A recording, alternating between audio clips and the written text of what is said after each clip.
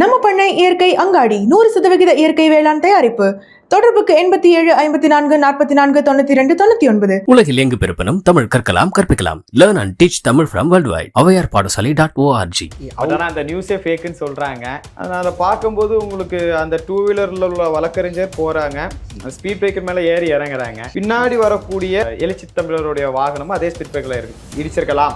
நீங்களும் ஒரு சக வழக்கறிஞர்கள், உங்க தலைவருக்கு பின்னாடி ஒரு விஐபி எஸ்கார்டுக்குள்ள வாகனம் இருக்கு, காவல்துறையினர் இருக்காங்க, அவங்க அவர் அப்ரூவ் போறாங்க. நீங்க இறங்கின ஒரு தனிநபர் தாக்குதலை நம்ம ஏற்றுக்கொள்ள முடியாது இல்லைங்களா? அந்த வாகனத்தை நீங்க அவர் எடுக்க சொல்றீங்க, அவர் என்ன தலைவர் வண்டினா என்ன இடிப்பீங்களா அப்படின்னு கேட்கிறாரு. நீங்க அந்த வாகனத்தை நீங்க அதை ஒரு மூவ் பண்றீங்க, அதையும் எப்படி நீங்க அதை அந்த இடத்துல இது பண்ணி தள்ளி விடுறீங்க? அராஜகம் தானே அது. உள்ள ஓட்டணும்னா நீங்க தொடர்ந்து பார் கவுன்சிலுக்குள்ள போய் நீங்க அத்துமீறி அடிக்கிறீங்கன்னா இதுதான் அத்துமீறு, அடங்கமாறு, திமிரியலா? நீங்க விஜய் மட்டும் நீங்க கேட்கறீங்க இல்லைங்களா, பக்குவப்படுத்தல. அப்ப நீங்க உங்க தரப்பினர் நீங்க இருக்கும் பொழுது உங்க அமைப்பினர் உங்களுக்கு கீழே இருக்கிற விசுவாசிகள் ஒருத்தரை தாக்கும் பொழுது உங்களை தானே நாங்கள் குறை சொல்ல முடியும். உங்களுக்கு வந்தா ரத்தம், எங்களுக்கு தக்கல் தின்னியா? இதைத்தானங்க அவங்க கேட்பாங்க. ஒரு கட்சி ஒரு இடத்துக்கு ஒரு அங்கீகாரத்துக்கு வரணும் அப்படின்னா ஆரம்ப காலத்துல சில சமரசங்களை செய்யும் தானே. போக போக அவங்களுடைய கருத்துல வலிமை பெறும் போது அவங்க சுயமா ஒரு முடிவு எடுக்கிறாங்க. அப்படித்தானே நம்ம அதை எடுத்துக்க வேண்டியதா இருக்கு. அது அண்ணன் எடுத்து திருமாவளவன் எடுத்தா கரெக்ட், டிவிக்கே எடுத்தா தவறா? அமைச்சர் செந்தில் பாலாஜி சொல்றாரு இல்லைங்களா, அவ்வளவு செருப்பு கிடந்துச்சா, ஒரு வாட்டர் பாட்டில் கிடந்துச்சா அப்படின்னு. அவ்வளவு விமான சாகச கவர்மெண்ட் அரசாங்கம் நடத்துச்ச, ஏன் தண்ணியை கொண்டு எத்தனையோ கிலோமீட்டர் தள்ளி கொண்டு போய் வச்சுங்க? ஒரு பச்சை பையன், அந்த வீடியோ இருக்குது இல்லைங்களா, அந்த வீடியோல அந்த பையன் அப்பா எனக்கு தண்ணி வேணுங்கிறான். ஐயோ நம்ம வெளியே போக முடியாத அளவுக்கு நம்ம மாட்டிக்கிட்டோம்னா சொல்லும் பொழுது அதை கேட்கும் பொழுது எவ்வளவு மனசு கஷ்டமா இருந்தது. அப்போ உங்களால அவ்வளவு கூட்டத்தை மேனேஜ் பண்ண முடியலன்னா நீங்க ஏன் அந்த நிகழ்ச்சியை நீங்க நடத்துறீங்க?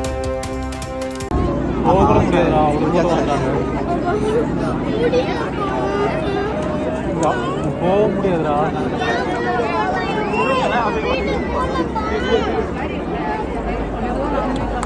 திமுகவை நீங்க அலட்சியமாக நினைக்காதீர்கள். இதே கலைஞர் கருணாநிதி அவர்கள் மாஞ்சோலை எஸ்டேட் தொழிலாளர்களை திருநெல்வேலி தாமிரபரணி ஆற்றுல ஓட விட்டு அடிச்சு கொண்டவர். கூட்டணியை விட்டு திருமாவளவனால வெளியே வர முடியாது. ஏன் வர முடியாதுன்னா, இன்னைக்கு தாவேக்காவுக்கு என்ன நடந்து கொண்டு இருக்கிறதோ அதேதான் அண்ணன் வெளியே வந்தாருன்னா அண்ணனுக்கும் நடக்கும். அண்ணன் சொல்லியிருக்காரு இல்லைங்களா, விடுதலை சித்த கட்சிக்காரனால 4 கேஸ் இருக்கணும் அப்படின்னு. பழைய கேஸை ஃபுல்லா ரீகால் எடுப்பாங்க, எல்லாரையும் ரிமாண்ட் பண்ணிடுவாங்கிற அச்சத்திலையும் பயத்திலையும் தான் அண்ணன் இன்னைக்கு வரைக்கும் வேற வழியே இல்லாம முட்டு கொடுத்துட்டு இருக்காரு. இவ்வளவு தூரம் அண்ணன் திருமாவளவன் அவர்கள் இவ்வளவு தூரம் திராவிடத்தை தூக்கி பிடிக்கிறாரு. ஒண்ணு வேண்டாங்க, நீங்க கேட்ட மாதிரி நான் திருமாவளவன் அண்ணன் விமர்சிக்கவே இல்லை. மேலவளவுக்கு மட்டும் அந்த நிகழ்ச்சிக்கு டெபுட்டி சிஎம்ஐயோ ஸ்டாலின் அவர்களையோ மட்டும் அண்ணன் திருமாவளவன் அவர்கள் மேலவளவுக்கு மட்டும் கூட்டு போட்டும் நான் அவரை விமர்சனம் பண்றதே நிப்பாட்டிடுறாங்க. வணக்கம். நம்மோடு கலையரசன் இருக்கிறார். தொடர்ச்சியாக அரசியல் விமர்சனங்களை செய்து வருகிறார். அவரோடு திருமாவளவன் குறித்தும் சமீபத்தில் நடந்த ஒரு சில விஷயங்கள் குறித்தும் நம்ம கேட்டறிய போகிறோம். வணக்கம் கலை. வணக்கம். எப்படி இருக்கீங்க? நல்லா இருக்கேன். நல்லா இருக்கீங்களா? நல்லா இருக்கிறேன். திருமாவளவன் குறித்து மீண்டும் சர்ச்சைக்குரிய வகையில் சில செய்திகள் வந்திருக்குது, பார்த்தீங்களா? பாலிமர் நியூஸில் தெளிவாக போட்டிருந்தாங்க, பார்த்தோம். ஆனால் அந்த நியூஸே ஃபேக்குன்னு சொல்கிறாங்க. அதனால் பார்க்கும்போது உங்களுக்கு அந்த டூ வீலரில் உள்ள வழக்கறிஞர் போகிறாங்க, ஸ்பீட் பிரேக்கர் மேலே ஏறி இறங்குறாங்க. பின்னாடி வரக்கூடிய எழுச்சி தமிழருடைய வாகனமும் அதே ஸ்பீட் பிரேக்கரில் இடிச்சிருக்கலாம். இந்த சம்பவம் எங்கே நடக்குது? கரெக்டாக சென்னை உயர்நீதிமன்ற பார் கவுன்சில் வாசலில் இந்த சம்பவம் நடக்குது. அவர் இடித்த உடனே பின்னாடி அவரோட அது எழுச்சி தமிழர் காரா இல்லை வேற யாரு காரான்னு தெரிஞ்சு கூட பேசியிருக்கலாம், தெரியாமல் கூட பேசியிருக்கலாம், தெரிஞ்சு கூட பேசியிருக்கலாம். நம்ம அந்த இதுக்குள்ளே நம்ம செக்டாருக்குள்ளே போக வேண்டாம். சப்போஸ் அவர் பேசுகிறாரு, நீங்களும் ஒரு சக வழக்கறிஞர்கள், உங்கள் தலைவருக்கு பின்னாடி ஒரு விஐபி எஸ்கார்டுக்குள்ள வாகனம் இருக்குது, காவல்துறையினர் இருக்காங்க, அவங்க அவர் அப்ரூவ் போகிறாங்க. நீங்கள் இறங்கின ஒரு தனிநபர் தாக்குதலை நம்ம ஏற்றுக்கொள்ள முடியாது இல்லைங்களா? அந்த வாகனத்தை நீங்கள் அவர் எடுக்க சொல்கிறீங்க, அவர் என்ன தலைவர் வண்டினா என்ன இடிப்பீங்களா அப்படின்னு கேட்குறாரு. நீங்கள் அந்த வாகனத்தை நீங்கள் அதை ஒரு மூவ் பண்ணுறீங்க, அதையும் எப்படி நீங்கள் அதை அந்த இடத்துல இது பண்ணி தூக்கி தள்ளி விடுறீங்க? அராஜகம் தானே அது. இல்லை, இது இப்போ இயல்பாக நடக்கும் தானே. இப்போ நம்மளும் ஒரு டக்குன்னு வண்டியில் மோதிடுறாங்க அப்படின்னு நம்ம எகிறது இல்லையா? ஒரு உணர்ச்சி வசப்பட்டு இருதரப்பு நடக்கிறது தானே. அதை தானே நான் சொல்கிறேன். ஆக்சிடென்ட்ங்கிறது யாருமே திட்டமிட்டு செய்ய போகிறது கிடையாது. சரி, உங்கள் தலைவர் வண்டி கூட தெரியாமல் கூட இடிச்சிருக்கலாம், இல்லை அவன் வேணுக்குனே கூட அரசியல் காழ்ப்புணர்ச்சிக்காகவோ இல்லை வேற எதுக்கோ ஒரு காழ்ப்புணர்ச்சிக்காகவோ கூட செஞ்சிருக்கலாம். நான் அந்த சப்ஜெக்டுக்குள்ளே நான் போவே இல்லை. அவன் நல்லவனோ கெட்டவனோ, உங்கள் தலைவர் நல்லது பண்ணாரோ கெட்டது பண்ணாரோ நான் அதுக்குள்ள வரவே இல்லை. நீங்க ஒரு நாடறிஞ்ச ஒரு ஒரு உலகம் அறிந்த ஒரு தேசிய தலைவர் நீங்க சொல்லக்கூடிய ஒரு தலைவர் முன்னாடியே இப்படி வந்து அராவடி பண்ணக்கூடிய, அட்டகாசம் பண்ணக்கூடிய, ரவுடிசம் பண்ணக்கூடிய தொண்டர்களை வைத்தவர் உன்னைய தலைவர். அப்போ உன் தொண்டர்கள், நீங்க விஜய் மட்டும் நீங்க கேக்குறீங்க இல்லைங்களா, பக்குவப்படுத்தல. அப்ப நீங்க நேத்து நடந்தது வந்து ஒரு பக்குவப்படுத்த ஒரு தலைவர் பண்ணக்கூடிய ஒரு தொண்டர்கள் செய்யக்கூடிய ஒரு ஆளுங்க, ஒரு மிகப்பெரிய ஒரு கட்சியோடைய பக்குவப்பட்ட கட்சியோடைய தொண்டர்கள் செஞ்சக்கூடிய காரியங்களா? இல்லைங்க, அதுதான் நான் சொன்னேன். இப்போ எமோஷனலா எல்லாருக்கும் இயல்பா இயல்பா வர்றது நடக்கிறது. இடிச்சா யாரா இருந்தாலும் கேட்கதான் இவங்க செய்வாங்க. தரப்புல சொல்றேன். இப்போ இவங்க திருமாவளவனுடைய ஆட்கள் சொல்றது செய்யறது அராஜக போக்குன்னு சொல்ற அளவுக்கு அது அவ்வளவு பெருசா அதை சொல்லணுமா? அது அவர்களுக்கு எப்படி இயல்போ அது போல இவங்களுக்குமே ஏன் வந்து இடிக்கிற போறன்னு இப்படி கேட்கறது ஒரு இயல்பு தானே. அதுக்குன்னு அடிக்கிறது இயல்பா? அடிச்சாங்களா இல்லையா நேத்து? அந்த காணொலியில நீங்க பார்க்கும் பொழுது தெளிவா தெரியுது. அவன் வண்டியை எடுக்கிறான். சரி, நீங்க வாரீங்க, வந்தோடனே வண்டியை புடுங்குறீங்க. சரி, வண்டியை கொண்டு போய் ஓரத்துல விட்டுட்டு போ அப்படின்னு சொல்லிட்டு விட வேண்டியதானே? அடிக்க கூடாது, இயல்பு தானே. வண்டியை புடுங்குறீங்க, தள்ளி விடுறீங்க, அந்த பைக்கு கீழே போய் உழுது. அவர் என்ன இப்படி பண்றீங்கன்னு கேக்குறாங்க. கேட்ட உடனே ஒருத்தர் காருக்கு பின்னாடி இருக்கிற ஒரு பட்டார்னு அடிக்கிறாரு. அவர் கொஞ்சம் தூரம் தள்ளி போறாரு. எல்லாரும் சேர்ந்து ஒருத்தரை தாக்குதல் பண்றீங்க. சரி, அடிக்கிறீங்க. காவல்துறையினர் தடுக்கிறாங்க. தடுத்து உள்ள பார் கவுன்சிலுக்குள்ள ஓடுதாங்க அந்த வழக்கறிஞர். உள்ள ஓடணும்னா நீங்க தொடர்ந்து பார் கவுன்சிலுக்குள்ள போய் நீங்க அத்துமீறி அடிக்கிறீங்கன்னா இதுதான் அத்துமீறு, அடங்கமறு, திமிரியலா? சமீபத்துல ஸ்டார்டிங்ல நீங்க வந்துட்டு அம்பாஸ்டர் கார்ல ஓடுன வரலாறு இருக்குங்க. காடு வெட்டி குரு வந்து உங்களை மிரட்டுறாருன்னு சொல்லி ஒரு ஏரியால நீங்க வந்துட்டு அம்பாஸ்டர் காரை எடுத்துட்டு ஓடி எங்க வந்து தஞ்சம் அடைஞ்சிங்க. அதெல்லாம் நீங்க மறக்க கூடாது. அன்னைக்கு நீங்க தஞ்சம் அடைஞ்சிட்டு இன்னைக்கு வந்து உங்களை கேட்க ஆள் இல்லைங்கிறதுக்காண்டி நீங்க என்னன்னாலும் பண்ணுவீங்களா? இல்ல, அது என்ன சம்பவம்? காடுவெட்டி குரு அவர்கள் திருமாவளவன் அரியலூர் மாவட்டத்துல நினைக்கிறேன் திருமாவளவனை காப்பாத்தினார்னு கூட ஒரு செய்தி இருக்கு. எப்ப காப்பாத்தினாரா இல்ல தாக்க முயன்றப்ப நீங்க ஓடி வந்து தஞ்சம் அடைஞ்சிங்களா? யாருக்கிட்ட தஞ்சம் அடைஞ்சிங்க? மறைந்த பூவை மூர்த்தியார்கிட்டையும் மறைந்த தலைவர் சாத்தை பாக்கியராஜ் கிட்ட தானே தஞ்சம் அடைஞ்சிங்க. காடு வெட்டி குரு என்னைய வந்து கொலை செய்ய திட்டமிடுறாருன்னு சொல்லி. அதுக்கப்புறம் தானே எல்லா தலித் தலைவர்களும், அப்ப இருந்த உண்மையான தலித் தலைவர்கள் அனைவரும் ஒன்று சேர்ந்து உங்க உயிரை காப்பாத்தினாரு. தலைவர் சாத்தை பாக்கியராஜ் அவர்கள் பூவை மூர்த்தியார் அவர்களுடைய கூட்டத்துல சொல்லல, 1000 கார்ல போனாலும் உங்க ராமதாஸ் கார் மட்டும் வெடிக்கணும் உங்களை சொல்லி மிரட்டி உங்களை வந்து உயிரை காப்பாத்தி விடலையா? அன்னைக்கெல்லாம் அமைதியா இருந்துட்டு இன்னைக்கு வந்து ஒரு அவர் அப்பாவியோ இல்ல யாரோ தனிநபர் தாக்குதலை ஏற்றுக்கொள்ள முடியாது. அதுவும் நீங்க நேற்று எதுக்காண்டி போனீங்க? உச்ச நீதிமன்றத்துடைய தலைமை நீதிபதியுடைய மேல காலனியை கொண்டு எரிய போனாங்கிற ஆர்ப்பாட்டத்துக்கு நீங்க அங்க போயிட்டு சம வழக்கறிஞரை வந்து தாக்குதல் பண்றீங்களே, இது எந்த விதத்துல நியாயம்? ஓகே, இது கரெக்ட் தானேங்க? நியாயமா பேசணுங்க. சரி, அதாவது நீங்க போனது ஒரு நீதிபதியோடைய தாக்குதலுக்கு நீங்க கண்டனம் தெரிவிச்சு நீங்க ஆர்ப்பாட்டம் பண்ண போறீங்க. நீங்களும் ஒரு வழக்கறிஞர், அண்ணன் எழுச்சி தமிழர் அவர்களும் ஒரு வழக்கறிஞர். அப்ப நீங்களும் உங்களை சம வழக்கறிஞரை இப்படி தாக்குதல் பண்ணும்போது நீங்க ஒரு தலைவர். அந்த இடத்துல நீங்க யார் அவரை எதுவும் பண்ணாதீங்கப்பா, காவல்துறையினர் அவரை அப்ரூவ் தான் ஒரு நல்ல தலைவருக்கு ஒரு அழகு. இதை வந்து நம்ம ஏத்துக்கிட முடியாது. இது ஏதோ ஒண்ணு கிடைச்ச உடனே திருமாவளவனை பத்தி குறை சொல்றதும் புகார் வைக்கிறதும் அப்படிங்கிறது மாதிரி இருக்கு இல்லையா? தொடர்ச்சியா அவரை வாட்ச் பண்ணிட்டே இருக்கிற மாதிரி இருக்கே, திருமாவளவனை கண்காணிச்சுட்டே இருக்கிற மாதிரி இருக்கு. நீங்க தானே பட்டியலினத்துடைய தலைவர்னு சொல்லிட்டு ஒட்டுமொத்த பட்டியலினத்துக்கும் தலைவர் நீங்க தானே சொல்லிட்டு இருக்கிறீங்க. அதனால என்ன பட்டியலின தலைவர்? அப்ப நான் பட்டியலினத்துல வந்தேன்னா என் தலைவர் ஒரு தப்பு பண்ணும்போது நான் அதை குட்டி காட்டக்கூடாதா? ஓகே, உங்க உங்க உங்க உங்கள் சார்ந்த ஒரு சமூகத்தினுடைய பிரதிநிதியா இருக்கிறவர் நீங்க இந்த தவற பண்றீங்க, உங்களுக்கு கீழே இருக்கிறவங்க இந்த மாதிரி தவறு பண்றாங்க, இதை நம்ம ஒருபொழுது நம்ம இதை ஏத்துக்கிட முடியாது. சமீபத்துல நம்ம அண்ணன் ஏர்போர்ட் மூர்த்தி அண்ணனை வந்து நீங்க டிஜிபி அலுவலகத்துக்கு வாசல்ல வச்சு நீங்க தாக்குதல் பண்ணாங்க விசிகனாவிடர். அது அவரும் திருப்பி தாக்குனார் இல்லையா? அது அந்த என்ன தாக்கும் போது நான் உங்களை திருப்பி தாக்குறதுல தானே செல்ஃப் டிஃபென்ஸ் இருக்க தானே செய்யுது. அவரே வந்து அதுக்கு முன்பே ஏதோ ஒரு சம்பவம் நடந்தது, அந்த இடத்துல அவர் முன்னாடியே வந்து ஏதோ முன் சம்பவம், அந்த காணொலிக்கு முன்னாடி ஏதோ சம்பவம் நடந்திருக்குன்னு பேசுறாங்க.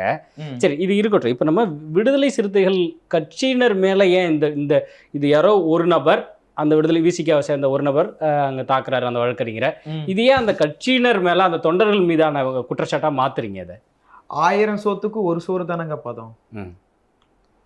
உங்க தலைவர் முன்னாடியே நீங்க இத்தனை பேர் சேர்ந்து ஒருத்தரை தனிநபர் தாக்குதல் பண்ணும்போது அப்போ உங்க தலைவர் முன்னாடி தானே இது நடக்கு. தலைவர் அவர்கள் கண்ணாடியில ஒரு பட்டன் அமுக்குனா கிளாஸ் இறங்க போகுது. எப்பா அது எதுவும் யாரும் எதுவும் பண்ணாதீங்கப்பா, அவரை விடுங்கப்பா, அவன் ஏதோ தெரியாம பேசிட்டான் விடுங்க. இதுதான் பெரிய மனுஷனுக்கு அழகுங்க. ரோட்ல 1000 கிடக்குதுங்க, அதுக்குன்னு நம்ம வந்து அது எல்லாத்தையுமே இது பண்ண பேச முடியுமா? இன்னைக்கு உடனே அவர் வந்து இந்த சமூகத்தை சார்ந்தவர், இந்த அமைப்பை சார்ந்தவர், இதை சார்ந்தவர், அதை சார்ந்தவர் அப்படின்னு நீங்க ஒருத்தரை வந்து அவர் பண்ண ஒரு சிறிய தவற நீங்க வந்து அவர் இந்த சமூகத்தை சார்ந்தவர் ஒரு சமூகத்தையே நீங்க வந்து ஒரு குற்றத்துக்கு நீங்க கொண்டு வரும்போது உங்க தரப்பினர் நீங்க இருக்கும் பொழுது உங்க அமைப்பினர் வந்து உங்களுக்கு கீழே இருக்கிற விசுவாசிகள் வந்து ஒருத்தரை தாக்கும் பொழுது உங்களை தானே நாங்கள் குறை சொல்ல முடியும். உங்களுக்கு வந்தா ரத்தம், எங்களுக்கு வந்தா தக்காளி சட்னியா? இதைத்தானங்க அவங்க கேட்பாங்க. ஸோ அதனால் உங்கள் சமூகத்தில் இருக்கிற விஷயங்களை நீங்கள் கிரிட்டிசைஸ் பண்ணுறீங்க. ஆமா, உண்மை அதுதானா? இப்போ நீங்கள் உடனே இவரை சொல்கிறீங்கல்ல, வளர்மதி அக்கா உடனே பாலிமர் நியூஸுக்கு ஃபோன் பண்ணி உங்கள் ஆஃபீஸை அடித்து உடச்சாதான் நீங்கள் சரியாக வருவீங்களா வைப்பீங்களா? என் தலைவரை பற்றி காணொலி வெளியே வந்துச்சு, அந்த வாய்ஸ் ரெக்கார்டு ஃபோனில் பேசுறது கேட்டுச்சு, வெளியே வந்துட்டு. அப்போ இப்படி அட்ராசிட்டி ரவுடிசம் பண்ணுறீங்க? இல்லை, ஒரு தவறான செய்தி அவதூறாக பரப்பப்படுவது. அவதூறாக பரப்பப்படுறீங்க. நான் உங்க மேல நான் வந்துட்டு கோர்ட்ல கேஸ் போட போறேன், டிஃபமெண்ட் போட போறேன், நீங்க பண்ணிட்டு போக வேண்டியதானே? ஆபீஸை அடிச்சு உடைச்சிருவோம்னா அப்ப அது வன்முறை தூண்டுதல் தானே? அப்ப அவங்க மேல வளர்மதி மேல அவங்க மேல வழக்கு பதிவு பண்ணணும்ல, அப்ப அவங்க மேல காவல்துறையினர் தக்க நடவடிக்கை எடுக்கணும்ல. நான் என்ன சொல்றேன், இவங்க இடிச்சாருல சமீபத்தில் ஆதவ அர்ஜுனா அவர்கள் டிஎம்கேவை பத்தி பேசின உடனே அவரை கட்சி விட்டு நீக்கிட்டோம், கட்சிக்கு குந்தவை இழுக்கிறாங்க, அவதூறு பரப்புறாங்க, கெட்ட பேர் உருவாக்குற கொடுக்குறாங்கன்னு சொல்லிட்டு ஆதவ அர்ஜுனாவை மட்டும் நீங்கள் கட்சியை விட்டு தூக்குனீங்க. ஏன் வளர்மதி அக்காவை ஏன் இன்னும் இது வரைக்கும் கட்சியை விட்டு தூக்கவே இல்லை? சரி, இப்போ இந்த சம்பவங்கள் உள்ள தமிழகத்துக்குள்ள இன்னும் நீங்கள் கிரவுண்ட் லெவலெலாம் பயணிப்பீங்க, அந்த மட்டத்தில் என்ன மாதிரியான ரியாக்ஷன்ஸை உருவாக்கியிருக்கு இந்த சம்பவம்? எழுச்சி தமிழர் அவர்களை பற்றி நல்லதா பொதுத்தலங்கள் சமூக தளத்தில் வந்து பதிவிட்டா யாரும் நம்மளை ஒன்றும் சொல்ல மாட்டாங்க. இதே அவர் செய்யக்கூடிய தவறுகளை வந்து நம்ம சுட்டி காமிச்சோம் அப்படின்னா எங்க இருந்து தான் வருவாங்கன்னு தெரியல, அவ்வளோ வெறும் ஈமொச்ச மாதிரி போய்க்கிறாங்க. சரி, அப்படியாட்டு மொச்சிட்டு போங்கன்னு ஏதோ வாய்க்கு வந்ததை சொல்றீங்களா? உண்மையிலே நடக்குதா? உண்மையிலங்க, நான் காமிக்கவா ஃபேஸ்புக்ல அவ்வளோ அவதூறா மெசேஜ் அனுப்பிட்டு இருக்கிறாங்க. அவ்வளோ ஒரு பெண் உரிமை, பெண் விடுதலை, பெண் உரிமை மாநாடு அதெல்லாம் நடத்துறீங்க. ஒரு சமூக ஆர்வலர் ஒரு அக்கா வந்துட்டு ஃபேஸ்புக்ல வந்துட்டு பொது சமூக இதுல போட்டிருக்கிறாங்க, அவ்வளோ அசிங்கமா மெசேஜ் அனுப்பியிருக்கிறாங்க. உண்மையா இல்லையா? ஃபேஸ்புக்ல இருக்குது. நான் இப்ப காமிச்சேன்னா அசிங்கம், அந்த ஐடியாலாம் காமிச்சேன். அவங்க என்ன அந்த மாதிரி ஒரு அவங்க நேத்து நடந்த இந்த சம்பவத்தை வந்து இந்த தாக்குதல் பண்ணதை நாங்க ஏத்துக்கொள்ள முடியாது. இந்த தாக்குதல் வந்து மிகவும் தப்பானது. ஒரு நாடறிஞ்ச உலகறிந்த ஒரு மிகப்பெரிய ஒரு தலைவர் நீங்க, உங்களுக்கு கீழே இருக்கிற தொண்டர்களை நீங்க தான் சரியான வழிமுறைக்கும் விதிமுறைகளுக்கும் நீங்க தான் கொண்டு வரணும் அப்படின்னு அவங்க போடுறாங்க. அவங்க பொதுவா போடுறாங்க, எந்த வன்மத்தையும் யாருமே கக்கவே இல்லை. சரிங்களா? அதுக்கு உடனே விசிகாவினர் எவ்வளோ அவதூறா அசிங்கமா அவங்கள வந்து வேசிமங்கள்ங்கிறது அந்த மாதிரிங்கிறது அவ்வளோ தூரம் பேசிட்டு தான் இருக்கிறாங்க. ஏன் என் நண்பர் டொனால்டு சாம்பவர்னு சொல்லிட்டு திண்டுக்கல் மாவட்டத்தை சார்ந்தவர், அவரு ஒரு அந்த வீடியோவை போட்டிருக்காரு, அதை ஷேர் பண்ணியிருக்கிறாரு. அதுக்கு உடனே அங்கே உள்ள விடுதலை சித்த கட்சி நிர்வாகிகள்னு சொல்லக்கூடியவர்கள் அவ்வளோ அவதூறா பேசிட்டு இருக்கிறாங்க. ஒருமையில திட்டுறது, ஒருமையில பேசுறது, இது எந்த விதத்துல? இது நீங்க ஒரு நல்ல ஒரு தலைவருங்க. இல்லை, இப்போ ஒரு சமூகத்தில் மிகவும் ஒடுக்கப்பட்ட நிலையில் இருக்கக்கூடிய ஒரு குறிப்பிட்ட மக்கள், ஒரு சமூக மக்கள், அந்த சமூக மக்களுக்கு ஒரு தலைவர் மிக நீண்ட காலமாக எழுச்சி தமிழருங்கிற பெயரை அடையாளத்தோடு ஏந்தி இவ்வளோ தூரம் வந்து அவர்களுக்காக பேசி வந்துட்டுருக்கிறாரு. ஸோ அந்த ஒரு அவர் செஞ்ச விஷயங்களெல்லாம், அவர் செஞ்ச இந்த மக்களுக்காக பேசுனது செஞ்சதெல்லாம் வந்து கடத்திட்டு போகாமல் எடுத்துகிட்டு போகாமல் தொடர்ந்து அவர் விமர்சிச்சிட்டோ இல்லை ஏதாவது ஒரு வாய்ப்பு கிடச்சின்னா அதை வந்து ஊதி பெருசாக்குறது, இதே போல் செஞ்சுட்டே இருக்கும்போது ஒரு கட்டத்துக்கு மேலே அந்த தொடர்களுக்கு விசிக தொண்டர்களுக்கே வந்து கோபமாயிடும் இல்லையா? அப்படியான ஒரு கோபத்தோட வெளிப்பாடாக கூட இதை நீங்கள் எடுத்துக்கலாம் இல்லையா? விமர்சனங்களுக்கு அப்பாற்பட்டவங்க யாருமே கிடையாது. இந்த தமிழ்நாடாக இருக்கட்டும், இந்தியா ஆல் ஓவர் வேர்ல்டுலேயே எல்லாரையுமே விமர்சனம் பண்ண தான் செய்வாங்க. சரிங்களா? விமர்சனத்தை கடந்து தான் போகணுமே தவிர நீங்கள் வந்துட்டு நான் என்ன சொல்கிறேன், நான் வந்து உங்களை வந்து ஒரு தவறு சொல்கிறேன் அப்படின்னா நீங்கள் பதிலுக்கு என்னோட இதை நீங்கள் தவறு சொல்லலாம், இல்லை நீங்கள் என்கிட்ட அதுக்கு வந்துட்டு அந்த விளக்கத்தை கொடுக்கலாமே தவிர உங்களை நான் வந்து தனிநபர் தாக்குதலோ, உங்களை வந்து நான் அவதூறாக பேசுகிறதோ, உங்களை வந்துட்டு நான் வந்து சங்கி என்பதோ, உங்களை நான் வந்து அசிங்கசியமாக பொதுதளத்தில் நான் பதிவிட்டா யாருடைய தரம் குறைகிறது? இப்போ நான் சொல்றேன் இல்லைங்களா, பொதுத்தளத்துல வந்துட்டு அதான் நான் சொன்னேன்ல, 1000 சோத்துக்கு ஒரு சோறு பதங்கிற மாதிரி 1000 நல்ல நிர்வாகிகள் இருக்கும் பொழுது ஒரு சில நிர்வாகிகள் இந்த செய்யக்கூடிய தவறுகளை இதனால தான் ஒட்டுமொத்த விடுதலை சிறுத்தைகள் கட்சிக்கும் அவதூறு ஏற்படுகிறது. ஓகே, இப்போ இதே தானே ஏர்போர்ட் மூர்த்தி அவர்களும் இது போன்று வந்து அவதூறாக பேசுகிறாரு, அவதூறாகங்கிறத தாண்டி ஒருபடி மேலே போய் காட்டமாக விமர்சிக்கிறாரு அவருடைய சொல்லாடல்கள் வந்து அந்த மாதிரி இருக்குது அப்படின்னு சொல்லிட்டு தானே விசிகாவினர் வந்து இதே புகார் தானே வச்சாங்க. அண்ணே அவரு வந்துட்டு காட்டமா விமர்சனம், நான் என்ன சொல்றேன், விமர்சனம் பண்ணா பதிலுக்கு பதில் வாய் சண்டையோட தானே இருக்கணும். கைகலப்புக்கு போக கூடாது இல்லைங்களா, வன்முறையா மாறக்கூடாது. அப்ப நீங்க எதிர நீங்க வந்து அப்போ உங்களுக்கு கீழே இருக்கிறவங்களுக்கு நீங்க என்ன எஜுகேட் பண்ணி கொடுக்குறீங்க, என்ன சொல்லி கொடுக்குறீங்க? சரி, நேத்து நடந்தது இல்லைங்களா, நேத்து நடந்ததுக்கு இன்னைக்கு எழுச்சி தமிழர் வந்துட்டு உடனே ஒரு காணொலி கொடுக்குறாரு, ஒரு வீடியோ, ஒரு பொதுத்தளத்துல ஒரு வீடியோ ஒன்று போடுறாங்க. அண்ணன் ஏர்போர்ட் மூர்த்தி அண்ணனுக்கு நடந்ததுக்கு ஏன் நீங்க இது வரைக்கும் எதுவுமே நீங்க சொல்லவே இல்லை? அப்ப அது திட்டமிட்ட செயல் நம்ம ஒத்துக்கலாமா? அவர் ஒத்துக்கிறாரான்ற சந்தேகம் வருதா? நான் தான் பண்ண சொன்னேன் அப்படிங்கறது சொல்லாம சொல்றாரா? டிஜிபி அலுவலகத்துக்கு முன்பு நடக்கப்பட்டது. இப்போ நீங்க என்ன தாக்குதல் பண்ணாலும் நான் உங்களை தக்க ரெண்டு பேருமே சண்டை போட்டு இருந்தாலுமே கவுண்டர் எஃப்ஐஆர் தானே போட்டிருக்கணும். ஏன் அந்த விசிகாவினர் மேல எந்த எஃப்ஐஆருமே இது வரைக்கும் போடவே இல்லை? ஏன் அவங்களை ரிமாண்ட் பண்ணி? நமக்கு தெரியுமா போடலன்னு? சரி, போட்டிருக்காங்களோ போடலைங்களாங்க? சரி, போட்டிருந்தாங்களே வச்சுக்கோங்களேன், அந்த தரப்பினர் மேலே எஃப்ஐஆர் போட்டிருக்காங்க, ஏன் அவங்களை ரிமாண்ட் பண்ணவே இல்லை? ஏன் ஏர்போர்ட் மூர்த்தியை மட்டும் உடனடியாக ரிமாண்ட், எதுக்கு உடனடியாக குண்டாஸ் தடுப்பு சட்டத்துல கைது பண்ணாங்க? இங்க ஆயுதத்தை எடுத்திருக்கிறாருல, அதனால அப்படி நடந்திருக்கு. என்ன ஆயுதம் எடுத்தார்? கார் சாவியை வச்சு தன்னைத்தானே காப்பாற்றிக் கொள்வதற்கு ஆயுதமா? செல்ஃப் டிஃபென்ஸ்ங்கிறது இது இந்தியன் கான்ஸ்டிடியூஷன்லயே இருக்குதுங்க, நம்ம சட்டத்திலே இருக்குது. என்னை ஒருத்தர் தாக்க வரும்பொழுது என்னை காப்பாற்றிக் கொள்வதற்காக என்ன நான் வந்து தற்காப்புக்காக அவரை தாக்குவதற்கு தப்பு கிடையாது. ஓகே, சரி, இது என்னதான் முடிவு? மாற்றி வந்து நான் கொஞ்சம் ஓப்பனாக கேட்குறேன். நீங்கள் வந்து நீங்களும் வந்து ஒரு பட்டியலின பிரதிநிதியாக பேசுகிறீங்க, ஏர்போர்ட் மூர்த்தி அவர்களும் ஒரு பட்டியலின சமூகத்தினுடைய இதை தாண்டி ஒருபடி வந்து தமிழ் குடி சாதியாக சுயசாதி நட்பும் பற்றும் பிறசாதி நட்புங்கிற அப்படின்ற ஒரு கொள்கையை முன்வைக்கிறாப்புல. அதே போல் திருமாவளவன், இன்னும் நிறைய பேர் மாற்று அமைப்புகள்லாம் இருக்கிறாங்க.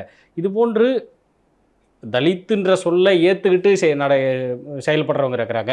இல்லை, நான் தலித்துங்கிற சொல்லை ஏற்கல, நான் பறையகுடியாக நான் வந்து பேசுகிறேன் அப்படின்னு பேசுகிறவங்க இருக்கிறாங்க.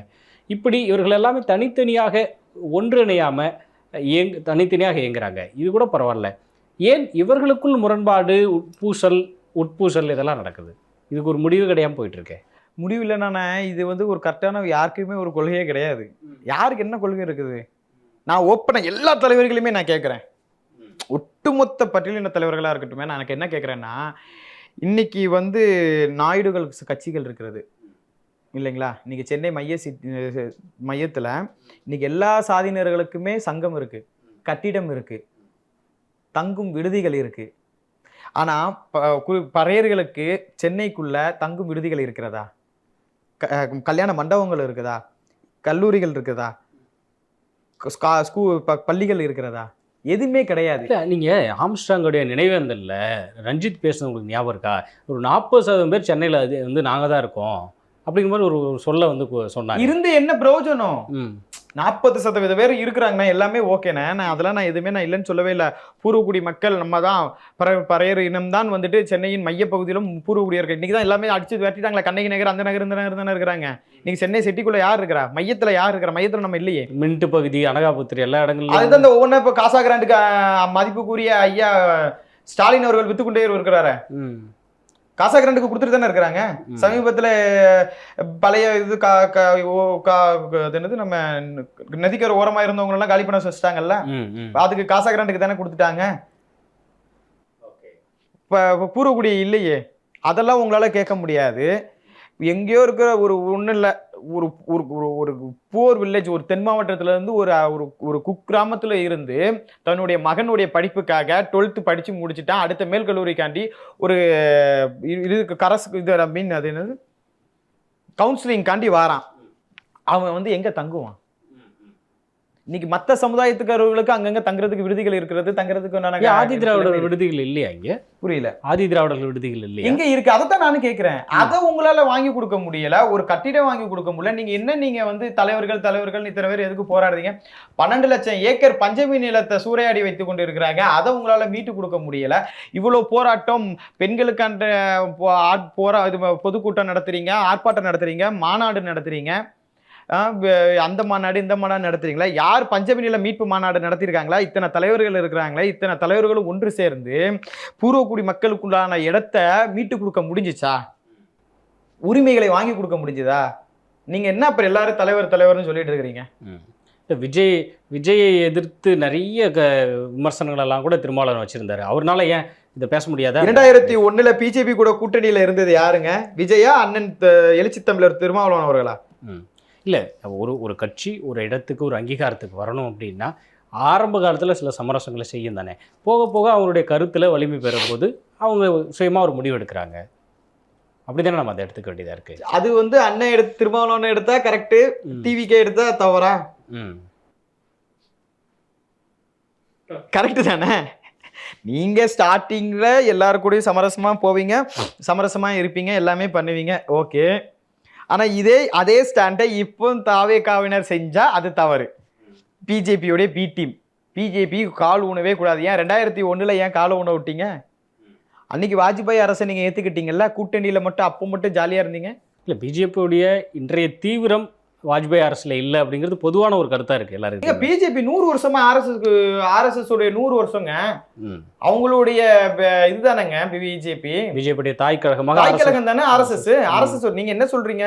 சனாதனத்தை எதிர்க்கணும் 2001 நீங்க ஏன் எதுக்கல, 2025 மட்டும் ஏன் எதுக்குறீங்கன்னு தான் நான் கேட்கிறேன். அதற்கான தேவை இப்போது அதிகமாக உருவாகி இருக்கு.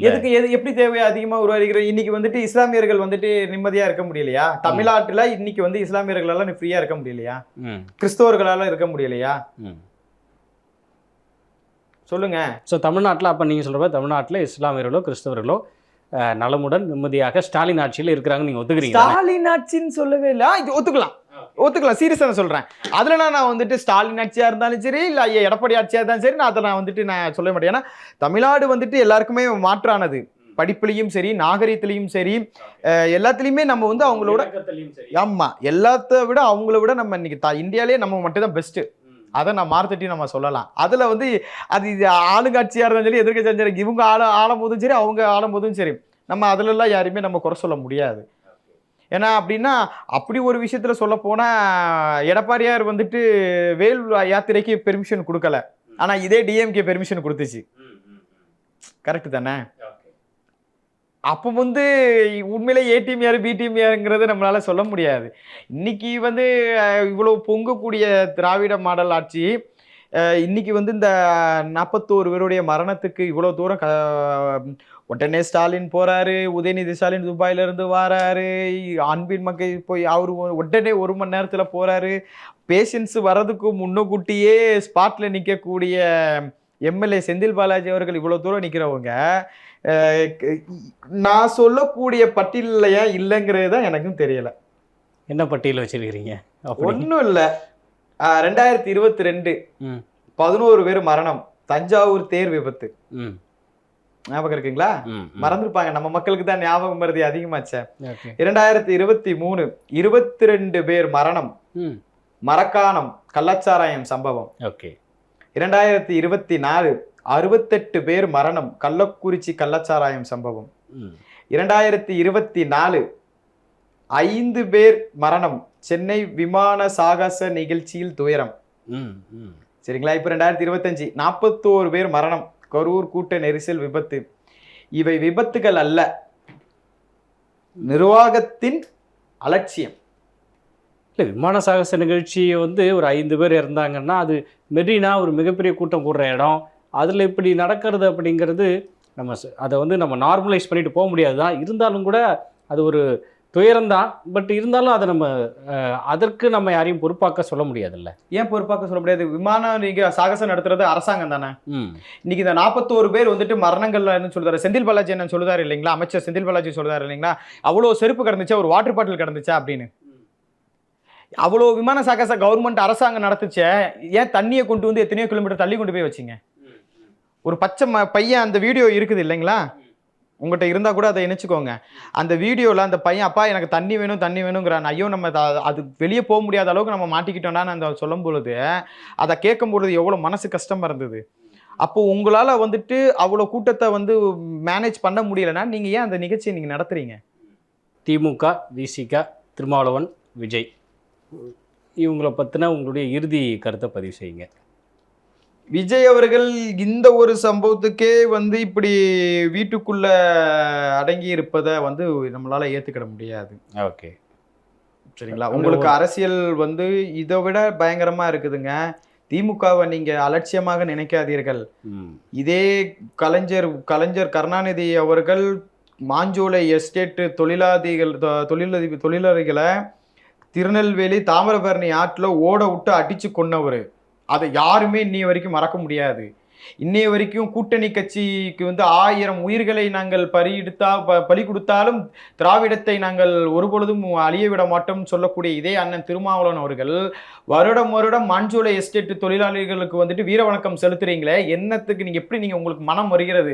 இந்த தொழிலாளிகள் வந்துட்டு சம்பளம் உயர்வை கேட்டதற்கு இதே கலைஞர் ஆட்சியில வந்து தான் அடிச்சு கொண்டாங்க. தாமிரபரணி ஆத்துல நீர்ல ஓட விட்டு அடிச்சு கொன்ன இதே திராவிட மாடல் ஆட்சி தான். அதே ஆட்சியோட கூட்டணி வச்சுக்கிட்டு இருக்கிறீங்க.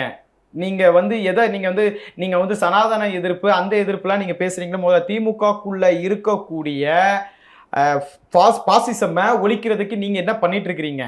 அதை உங்களால கேட்க முடியாது, உங்களால பேச முடியாது. நான் இடையில ஒரு சமீபத்தில் கூட ஒரு நேர்காணலில் கூட சொல்லியிருக்கிறேன், கூட்டணியை விட்டு திருமாவளவனால வெளியே வர முடியாது. ஏன் வர முடியாதுன்னா, இன்னைக்கு விடுதலை தாவேக்காவுக்கு என்ன நடந்து கொண்டு இருக்கிறதோ அதே தான் அண்ணன் வந்து வெளியே வந்தாருன்னா அண்ணனுக்கும் நடக்கும். அண்ணன் சொல்லியிருக்காரு இல்லைங்களா, விடுதலை சித்த கட்சிக்காரனால 4 கேஸ் இருக்கணும் அப்படின்னு.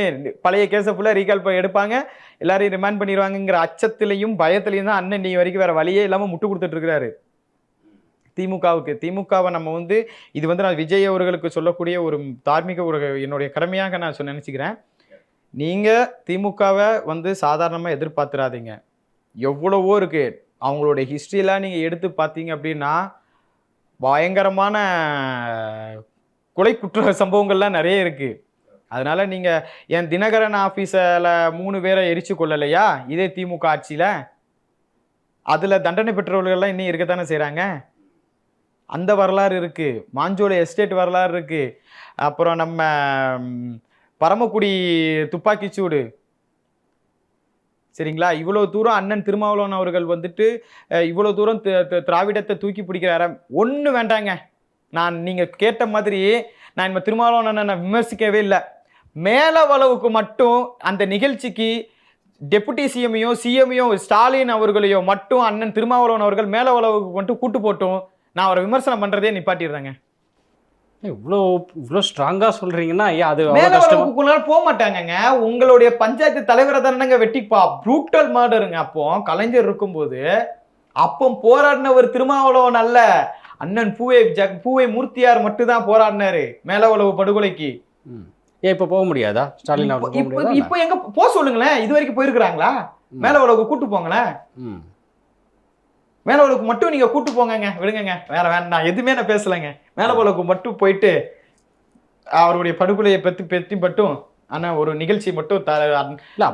அப்படி நீங்க சொல்றது இன்னும் ஆபத்தாக தானே இருக்கு. ஒரு தமிழ்நாட்டுடைய மாண்புமிகு முதலமைச்சர் அவர்கள் திராவிடம், சுயமரியாதை, அப்புறம் குறிப்பாக பகுத்தறிவு, இந்த கொள்கைகளை பின்பற்றி நடக்கூடியவங்க, சமூக நீதி, இந்த கொள்கைகளை பின்பற்றி நடக்கூடிய ஒரு தமிழக முதல்வர், அவரை அந்த இடத்துக்கு அந்த ஊருக்கு போக முடியாது அப்படின்னா அப்போ இந்த சமூகத்தில் இதற்கான தேவையெல்லாம் இருக்குன்னு தானே அர்த்தம். சமூக நீதிக்கோ பகுத்தறிவுக்கோ சுயமரியாதைக்கோ இதுக்கெல்லாம் தேவை இருக்குன்னு தானே தேவை இருக்கிறது தானே. அதனால தானே ஆங்காங்கே போராட்டம் நடந்துகிட்டு இருக்கு. ஆங்காங்கே இப்போ எல்லாருமே உரிமைக்காண்டி போராடிட்டு இருக்கிறாங்க. எதுவுமே இல்லைன்னு நம்மளால சொல்ல முடியாது. அப்போ அதை தானே திமுக கொள்கையாக ஏந்தி வருகிறது. சரி, கொள்கையாக ஏற்றுக்கிறது என்ன பண்ணியிருக்கிறீங்க? பஞ்சமி நிலத்தை மீட்டு கொடுத்துருக்கீங்களா? சாதிவாரி கணக்கெடுக்க வேண்டியது தானே, ஏன் எடுக்க மாட்டேங்கிறீங்க? ஏன்னா எடுத்தா வந்தேரிகள் யாரு, பூர்வகுடிகள் யாருங்கிறது உங்களுக்கு தெரிஞ்சிடும். உங்க பாச்சா பழிக்காது. திராவிட மாடல் ஆட்சின்னு சொல்றீங்க. எத்தனை தலித் அது என்ன சொல்றது, பொதுவாக நின்று பொது தொகுதியில் நின்று எத்தனை தலித் எம்எல்ஏக்களை நீங்கள் உங்கள் அமைப்பில் வச்சிருக்கிறீங்க? எத்தனை தலித்துகளை வந்து நீங்கள் அமைச்சர்களாக ஆக்கியிருக்கிறீங்க? கேட்டார் ஆராசான மட்டும் சொல்லக்கூடாது, சென்ட்ரல் மினிஸ்டர் ஆக்கியிருக்கிறேன் அப்படின்னு. அது நீங்கள் 2G காண்டி அவரை நீங்கள் ஆக்கி. சரி, நீங்கள் சொல்கிறீங்களா? இப்போ நீங்கள் வந்தேரிகள் இங்கே இருந்தால் என்ன பிரச்சனை? வந்தேரிகள் இருங்க, நான் என்ன சொல்றேன், டைலாக்கு எனக்கு நீ வா வை இரு போ, நான் என்ன ஆட்சி செய்யறதுக்கு உனக்கு அதிகாரம் கிடையாது. கர்நாடகாவில் போயிட்டு தமிழம் போய் ஆட்சி பண்ண முடியுமா? தமிழ்நாட்டில் மட்டும் யாருனாலும் வந்து ஆட்சி பண்றாங்க. கர்நாடகாவிலையோ மற்ற மாநிலங்கள்லையோ தமிழர்கள் பெரும்பான்மை இல்லை. இங்க வந்து மற்ற மொழி இனத்தவர்களும் பெரும்பான்மை இருக்கிறாங்கல்ல. இப்போ பெரும்பான்மைன்னு நீங்க சொல்றீங்களே, 89% நம்ம தானே இருக்கிறோம், தமிழர்கள் தானே இருக்கிறோம். 11% தானே அவங்க இருக்கிறாங்க. அப்போ இந்த சாதிவாரி கணக்கெடுப்பாம இருக்கிறதுக்கு காரணமே இந்த 11% இருக்கிறவங்களே தெரிஞ்சிரும், உண்மைகள் வெளியே வந்துருங்கிறதுக்காண்டி எங்களோட 89% இருக்கிறவங்க கூட அட்டாச் பண்றதுக்காண்டி தான் நீங்க கணக்கெடுக்காம இருக்கிறீங்க. இன்னைக்கு அது நான் இப்பவும் என்ன கேட்கிறேன், பூர்வகுடியில் இருக்கிறவங்களுக்கு எத்தனை பேருக்கு நீங்க அமைச்சர் இலாக்கா கொடுத்துருக்கீங்க? யாருக்குமே கொடுத்தது கிடையாது.